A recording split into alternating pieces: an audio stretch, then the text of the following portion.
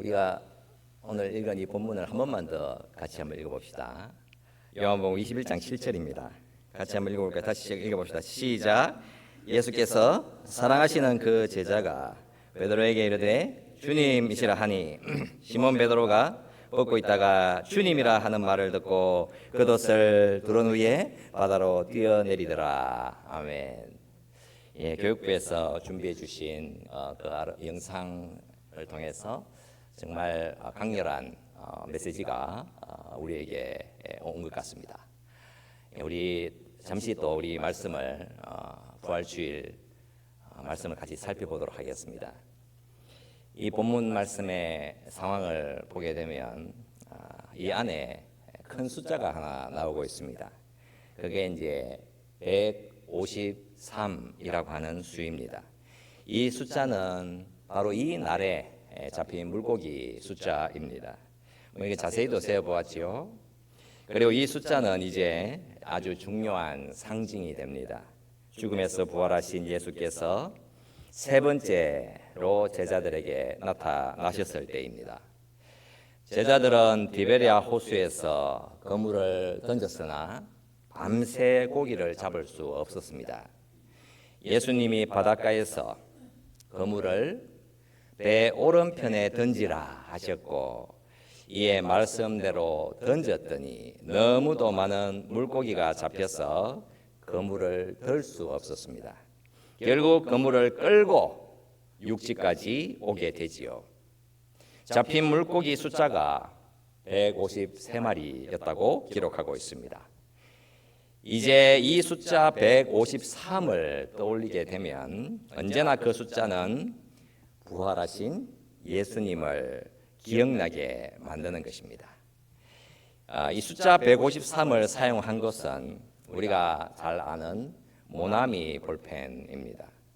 숫자 153이라고 하는 것은 제품명이라든가 교육 프로그램, 스포츠 이벤트 등에서 사용이 되고 있습니다. 153 코리아 주식회사, 153 컴퍼니 주식회사, 153 패밀리 주식회사, 153 바이오텍 등 다양한 기업에서 의미를 부여하고 있습니다. 미국에서도 트럭 회사, 제약 회사, 부동산 산업, 스포츠 업계에서도 이 153이라는 숫자를 사용하고 있습니다. 사실상 이 숫자 자체에 큰 의미가 있는 것은 아닙니다. 단지 그 숫자 153이라고 하는 것은 예수님이 죽음에서 부활하셔서 제자들을 찾으셨다라는 사실을 증명해 주고 있으며 무엇보다도 예수님은 죽음에서 살아나셨다라는 것을 분명하게 보여주기 위한 증거로 밝혀주고 있습니다. 실제로 주님의 부활은 일어났다라는 사실입니다. 그러니까 그 물고기조차도 주님의 부활을 명백하게 드러내는 것임을 알 수 있습니다. 예수께서 말씀을 하셨지요. 얘들아, 너희에게 고기가 있느냐? 그랬더니 제자들이 없습니다 라고 했고 예수님은 그물을 배 오른편에 던지라. 그리하면 잡으리라 말씀하셨습니다. 우리가 생각해 보면 예수님은 제자들에게 그물을 다시 한번 던져라 라고 말씀하신 적이 한 번 더 있었습니다. 그때가 예수님의 공생의 사역 초기 때입니다. 제자들이 배를 타고 있었지요. 그들이 물고기를 잡겠다고 나가서는 밤이 새도록 아무런 고기를 잡지 못했습니다. 누가복음 5장 말씀에서 보면 예수께서 말씀을 하셨지요. 깊은 데로 가서 그물을 내려 고기를 잡으라. 이 말씀은 무슨 말씀이겠습니까? 나를 한 번만 더 믿고 던져봐라. 그 말씀을 하신 것입니다. 그 말씀대로 했더니 너무나도 많은 물고기를 잡게 되었습니다. 그리고 시간이 흐른 후에 요한복음 21장 이 말씀에서는 그물을 배 오른편에 던지라 말씀을 하셨습니다. 이때에도 그 의미는 나를 한번 믿고 다시 한 번만 더 던져보라고 말씀을 하신 것이었습니다. 그랬더니 어떤 결과가 나오게 되었습니까? 엄청난 물고기를 잡아 올렸습니다. 그때나 이때나 동일한 문제점, 동일한 상황, 동일한 간섭, 그리고 동일한 결과가 임하게 된 것이었습니다. 그런데 이렇게 아주 흡사한 상황에서 한 가지 장면만은 놀랍게도 달랐다라는 사실입니다. 그 차이를 우리는 분명히 볼 수 있어야 하는 것입니다. 누가복음 5장 말씀에서 보게 되면 제자들이 주님의 말씀을 따라서 그물을 던졌고 많은 물고기를 잡았을 때에 베드로, 그때에도 지금도 제자 베드로가 먼저 움직였습니다. 너무나도 많은 물고기가 잡혔고 그물이 찢어지게 되었습니다. 베드로는 어부였습니다. 그는 지금 이 상황이 어떤 상황인지를 알았습니다. 여러분, 물고기 전문가 베드로는 이 일이 사람이 할 수 있는 일이 아니었다라는 사실을 분명히 깨달았던 것입니다.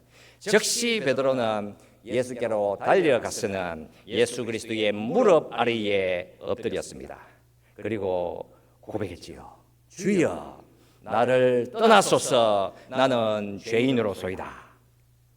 과연 베드로의 이 고백은 어떤 의미를 가지고 있는 것이겠습니까? 그렇다면 장면을 이동하여서 요한복음 우리가 본 이 21장 말씀에서는 어떤 일이 일어납니까?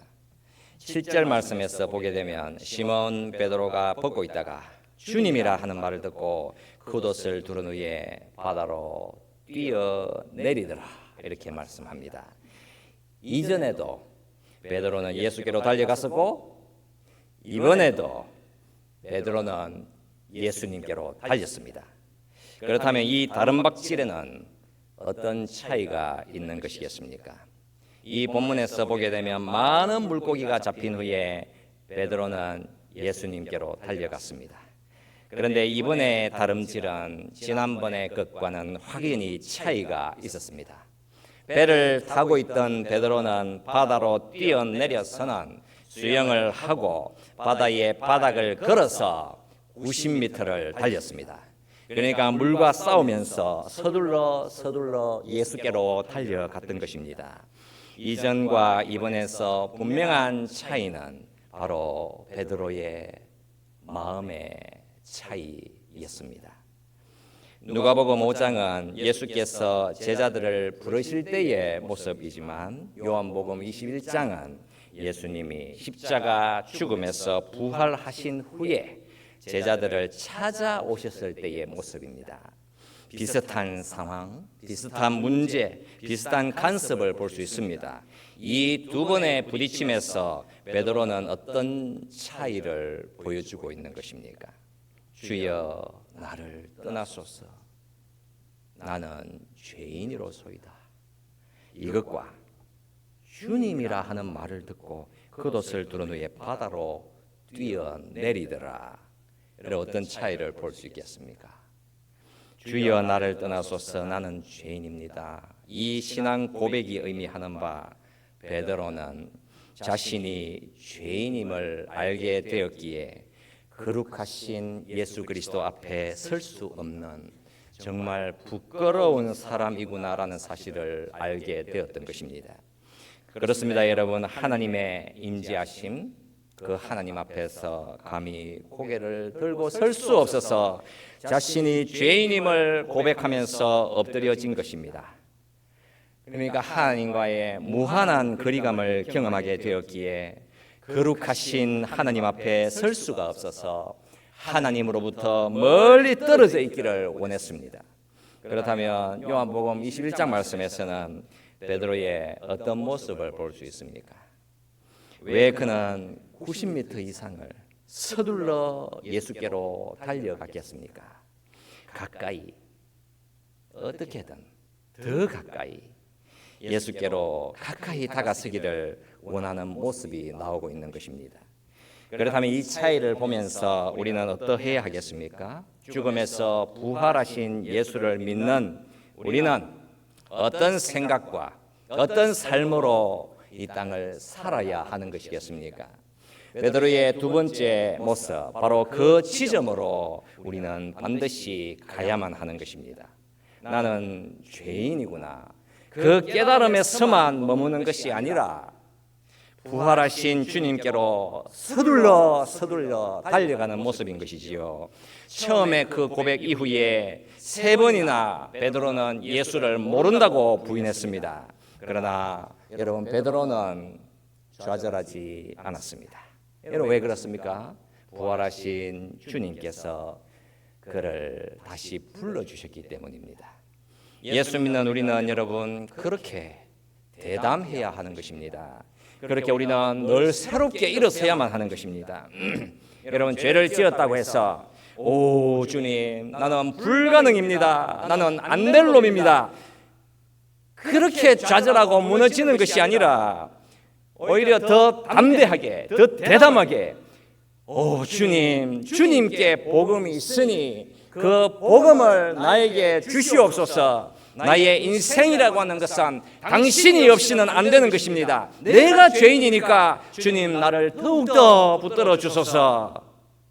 바로 그런 담대한 용기를 들고 살아야 하는 것입니다. 베드로가 처음 주님을 만났을 때 그 주님은 베드로가 어떤 사람인지를 보게 만들어 주셨지요. 주여 나를 떠나소서, 나는 죄인입니다. 이런 반응이 나왔습니다. 분명히 이런 깨달음과 이렇게 보는 것은 참으로 중요한 것입니다. 베드로 그는 가짜 하나님이 아니라 진짜 하나님을 배우게 되었던 것입니다. 그러면 우리는 어떤 하나님을 배웠고 어떤 하나님을 이 땅에서 믿고 의지하면서 살아가고 있는 것입니까? 나를 그냥 행복하게 만들어주고 내 인생의 평강과 행복을 가져다 줄 그런 하나님만을 원하시는 것입니까? 우리는 인생이라는 너무나도 짧은 이 여정 속에 나에게 이런저런 만족과 기쁨을 줄 애매모호한 그런 하나님을 원하지, 내 인생에 참된 생명을 놓으시고는 내 인생을 송두리째 그냥 바꾸어 버리시는 그런 진짜 하나님을 별로 원하시는 않더라는 사실입니다. 우리가 진짜 하나님을 마주하게 될 때에는 여러분 무슨 일이 일어나겠습니까? 진짜 하나님이 우리 곁으로 임하신다. 여러분 정말 무서운 것입니다. 나를 떠나소서, 나는 죄인입니다. 이런 솔직함과 두려움이 나올 수밖에 없는 것입니다. 왜 그런 반응이 나오겠습니까? 베드로가 무엇을 보았기 때문이지요? 나는 지금까지 도대체 무엇을 믿고 살아왔던가? 나는 어떤 신을 믿고 있었던가? 나는 가짜였으며, 나는 너무나도 작았으며, 내 인생은 너무나도 위태로운 인생이 있었구나. 내 인생에 참된 하나님이 임하시다니 내가 어떻게 그분 앞에 설 수 있을까? 볼 수 있었기 때문입니다. 이제 베드로는 2번째 부르심을 받게 되었습니다. 이번에는 누가 나타났습니까? 죽음에서 부활하신, 살아나신 예수님이 나타나셨지요. 이번에는 이전과는 전혀 다른 반응이 나왔습니다. 부활하신 주님이 해변에 서 계신다. 그 소식을 듣고는 베드로는 배에서 뛰어내려서 주님을 향하여 달려갔습니다. 왜 그랬겠습니까? 베드로 그가 하나님이 주신 복음이, 그 구원의 복음이 무엇인지, 그 복음의 의미를 이제서야 볼 수 있게 되었기 때문입니다. 처음 자신에게 나타났던 그 예수께서 십자가 죽음에서 살아나시고 부활하셔서 자신에겐 다시 나타나셨다는 그 사실은 하나님께서 자신의 죄를 예수님의 십자가에서 전부 다 용서해 주셨으며, 자신의 이전에 3번이나 예수님을 모른다고 부인했던 그 죄악들도 전부 다 용서받았으며, 이제 그 예수님이 나를 너무나도 사랑하시고 하나님의 품 안으로 넣어주셨다는 사실을 그가 비로소 볼 수 있게 되었기 때문입니다. 베드로가 부활하신 예수께로 달려갔습니다. 왜 배에서 뛰어내려서 주님께로 달려갔겠습니까? 이 질문에 이 본문이 전하는 대답은 이제야 비로소 베드로가 예수님이 왜 이 땅에 오셨는지, 예수라는 복음이 무엇인지를 비로소 알았다는 사실입니다. 그 복음의 핵심에 어떤 진실이 들어 있습니까? 나와 하나님 아버지와의 관계를 결정하게 만드는 것은 내가 어떻게 살아왔는가, 내 인생의 과거의 삶이 어떠했는가, 거기에 달려있는 것이 아니라 오직 예수께서 나를 위해서 무슨 일을 행하셨는가, 바로 그 사실을 믿는 것에 달려있다는 것입니다. 그래서 우리는 가만히 멈추어 서서 질문을 해보는 것입니다. 나라고 하는 사람을 움직이는 힘, 나라고 하는 사람의 이미지를 세워나가는 힘이 도대체 어디에서 나오는 것인가? 그게 나의 자존심이나 나의 자기 이미지 때문인가? 나의 멋짐, 나의 아름다움, 나의 뛰어남 때문인가? 여러분, 이런 자기 정명 때문에 내가 움직인다라고 한다면, 그렇게 산다면 혹여나 나에게서 결점과 부끄러움, 나의 실패가 드러나게 된다고 한다면 여러분, 나라고 하는 사람에게는 어떤 일이 일어나겠습니까? 또다시 하나님 나를 떠나소서 그 자리로 가게 되어 있으며 하나님과 사람들로부터 그렇게 숨어 다니게 되어 있는 것이 아니겠습니까? 마치 생명처럼 붙들고 살았던 나의 자기 정명과 나의 그 잘난 이미지가 무너졌는데 어떻게 일어설 수가 있겠습니까? 예수님은 구원의 주님으로 우리에게 오셨습니다. 율법을 주고서는 그거를 지키나 안 지키나 그거 감시하려고 이 땅에 오신 것이 아니었습니다. 베드로가 처음에는 주님 나를 떠나소서라고 했지만 이제는 그는 주님께로 달립니다.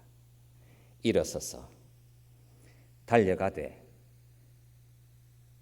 자신에게 있었던 죄책감, 부끄러움, 그 마음 다 떨쳐버립니다. 주님의 십자가 지심의 의미를 그 십자가가 무엇을 의미하는지를 그가 알았기 때문이었습니다. 내 죄를 용서해 주신 십자가구나. 그 사실을 보게 되었던 것이지요. 베드로라고 하는 이름이 어디에서 힘을 내는가? 그것은 바로 예수님의 십자가에다가 죄인 베드로의 이름을 새겨 넣으셨구나. 그래서 그는 일어서서 주님께로 달려가는 것입니다. 자존심? 그런 게 어디에 있습니까? 수치스러움? 여러분, 그런 게 없습니다. 우리가 복음을 향해 달리는 분명한 이유를 우리는 알아야 하는 것입니다. 나는 확실히 죄인이지만 나는 예수 그리스도 안에서 완전하고 가장 안전하다. 모렴치한 죄인이지만 주님은 나를 사랑하시고 나를 절대로 잃어버리지 않으신다. 이제 나의 죄인됨이라고 하는 현실이 나를 쓰라리게 만드는 것이 아니라 오히려 하나님 앞에서 나를 사랑스러운 죄인으로 받아주셨구나. 예수 그리스도 주님 때문에 비로소 우리가 예수 믿는 그리스도인으로 살아갈 수 있게 되는 것입니다. 많은 성도들이 교회를 꺼리거나 신앙생활을 멈추는 이유가 어디에 있는지를 한번 생각해 보십시오. 왜 그럴까? 나의 부족함, 나의 실패, 나의 연약함, 이런 것을 마주하게 되니까 주님 나를 떠나소서, 바로 그 고백처럼 나 자신도 버리고 하나님도 버리고 사람도 버리게 되는 것입니다. 바로 그렇게 나 자신에게 실망하기 때문입니다. 복음의 본성을 볼 수 없으니까 그렇게 낙심하여서 넘어지게 되는 것입니다. 진짜 복음이라고 하는 것은 우리를 반드시 이렇게 세우게 되고 베드로처럼 예수께로 서둘러 달려가게 만드는 것입니다. 당신은 어떤 사람이었던가? 당신이 무슨 일을 행해왔던가? 당신은 얼마나 무너졌으며 얼마나 망가졌는가? 이런 너무나도 중요한 질문을 해올 때에 예수라는 복음이 우리를 완전히 새롭게 시작할 수 있도록 만들어내시는 것입니다. 새로운 시작으로 인도하시는 하나님의 권능, 여러분 그게 바로 예수라는 복음인 것입니다. 예수의 복음이 나라고 하는 사람을, 나라고 하는 인생을 완전히 새롭게, 그냥 작은 수술이 아니라 전면적인 대수술을 감행하여서 나를 온전히 변화시키는 그 자리로 하나님이 데려가시는 것입니다. 복음이 우리라고 하는 사람을 새롭게 태어나도록 하셔서 비로소 새로운 출발점 앞에다가 딱 세워놓으시게 되는 것입니다. 그리고 우리의 모든 과거를 깨끗하게 닦아주십니다. 베드로를 치유하시는 것이죠. 완전한 대수술로 그를 새롭게 태어나도록 만들어 버리는 것입니다. 그리고 예전에 간직하고 있었던 삶들을 모두 다 새롭게 만듭니다. 하나 남김없이 새로운 눈과 새로운 마음으로 모든 것을 바라볼 수 있도록 만들어 나가시는 것이지요. 이제 잠시 후에 여러분 어떤 일이 일어납니까? 죽음에서 부활하신 주님께서 베드로와 함께 식사를 하십니다. 베드로는 주님과 함께 만찬을 먹습니다. 함께 밥을 먹는다. 이게 무슨 의미입니까? 서로가 친밀함을 경험한다라는 의미입니다. 무엇이 보이는 것입니까? 공동체가 보이는 것입니다.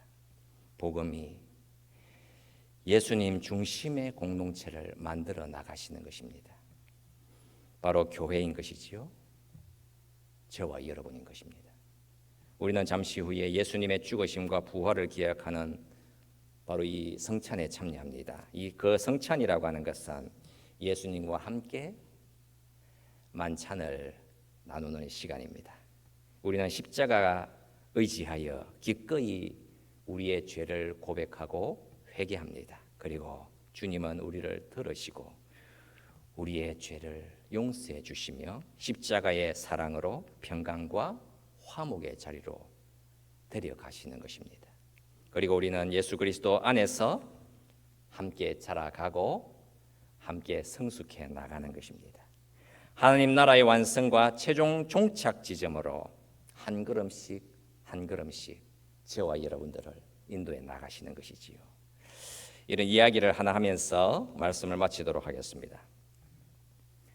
미국에서 1980년대에 지역들마다 생각하는 바가 상당히 달랐다고 합니다.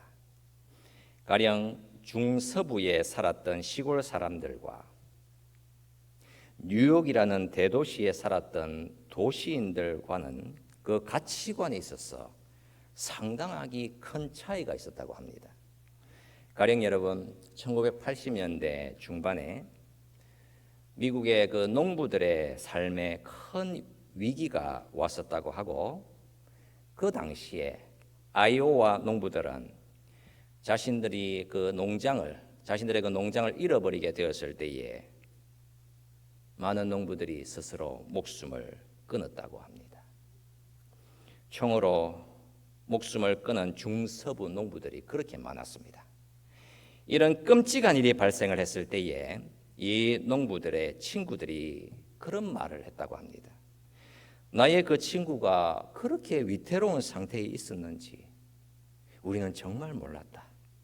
그 친구가 정서적으로 그렇게 흔들렸는지 내가 정말 몰랐다. 재정적으로 그런 큰 위기 상태에 있었는지 우리가 알 수 없었다라고 했습니다. 중서부에 살았던 사람들 전부 다 그런 것은 아니겠지만 많은 사람들이 가지고 살았던 생각이 다른 사람들에게 짐을 지운다거나 남을 괴롭혀서는 안 된다고 생각했습니다. 그러니까 스스로 목숨을 끊고 이 땅을 떠나는 사람들이 절망과 탄식 중에 가졌던 생각은 그냥 나 혼자 다 짊어지고 가겠다라고 하는 것이었습니다. 이처럼 중서부 미국 사람들은 혼자 다 감당해야 해. 내가 다 책임져야 해. 다른 사람들에게 절대로 피해를 주어서는 안 돼. 바로 그런 가치관을 들고 살았습니다. 그래서 남들에게 자신의 상황을 잘 얘기해 주지도 않았고 남들에게 도움을 잘 요청하지도 않았더라는 사실입니다. 이와 다르게 뉴욕이라고 하는 대도시의 가치관은 중서부 사람들과는 많이 달랐습니다. 친구들이 그런 말을 한다고 하지요. 내가 보니까 너는 지금 나보다도 훨씬 더 많은 돈을 가지고 있는 것 같으니 그 중에 내가 좀 얼마 좀 가지면 안 될까? 여러분 정말 노골적이지요. 내가 힘이 드니까 나중에 어떻게 해줄 테니 나에게 좀 줘봐. 정말 뻔뻔스럽게 진취적이었습니다. 그러니까 내가 지금 큰 어려움에 빠져 있어. 당신이 좀 도와주어야 해라고 하면서 하고 싶은 말을 다 하더라는 것입니다. 무언가 하기 어려운 말들도 과감히 하면서 상당히 뻔뻔하면서 도전적이다라는 것입니다.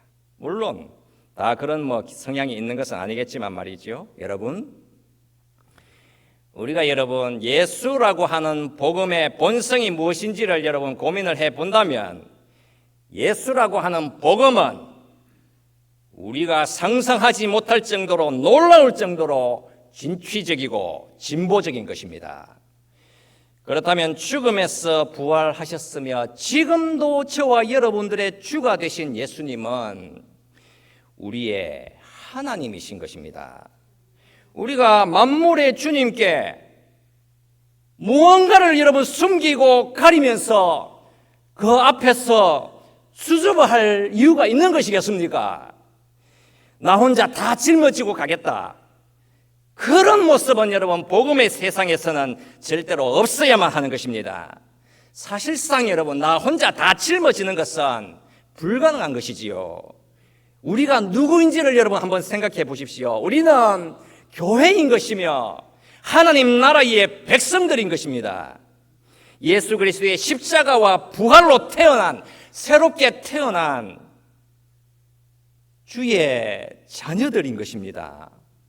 우리는 하나님을 향하여 그리고 우리의 공동체인 교회를 향하여서 언제나 내 자신의 모습을 보여주고 내가 어떤 상태에 있는지를 우리는 하나님 앞에서 나누면서 살아야 하는 것입니다.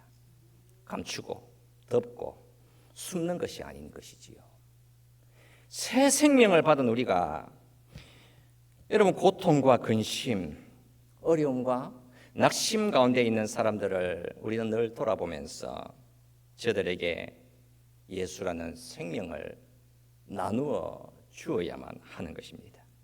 내 인생의 아픔이 무엇인지, 나의 심령에는 어떤 고통이 들어있는지 그거를 우리를 서로가 서로에게 나누어 줘야 하며 그 아픔을 혼자 짊어지지 않도록 우리는 반드시 그리스도의 사랑과 평강으로 다가서야만 하는 것입니다. 이제 우리가 이 말씀을 기억하면서 우리 앞에 놓아주신 이 아름다운 주님의 만찬, 큰 기쁨과 감사함으로 주님의 살과 피에 같이 참여할 수 있도록 하겠습니다. 사모님들은 앞으로 나와주시고 오늘 우리에게 주신 이 말씀을 생각하면서 우리 주의 성찬에 같이 참여하도록 하겠습니다.